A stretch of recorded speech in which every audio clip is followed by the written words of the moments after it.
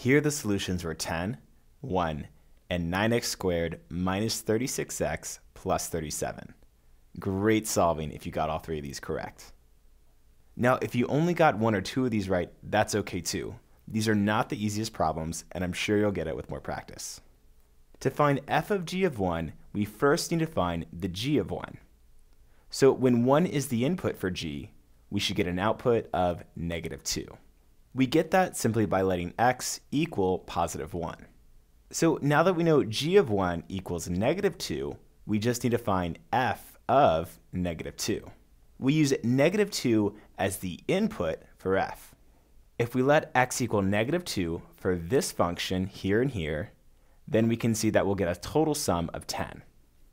Negative 2 squared is positive 4. Negative 2 times negative 2 is positive 4, which makes 8, plus another 2 equals 10. This is how we solve the first problem. And we can use the same approach to tackle this problem, f of g of 2. Letting the x value equal 2 here, we get a g of 2 equal to 1. So we know that the output of g is 1 when x equals 2. So I can replace this g of 2 with the value 1.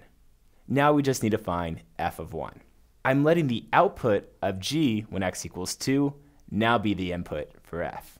Negative 2 and positive 2 sum to 0, so then I just have 1 squared, which equals positive 1. Now, we've done two calculations for f of g, but it would be so much nicer and easier if we just had one function to work with, an f of g of x function. So to find this function, we simply take g of x and we plug it in anywhere we see an x in f. So notice that here and here I've left spots for the x. We have something squared minus 2 times something plus 2.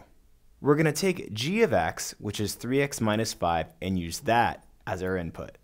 This is how we find the composition f of g of x. We have x as our variable, and we're finding the output of plugging in g of x into this function.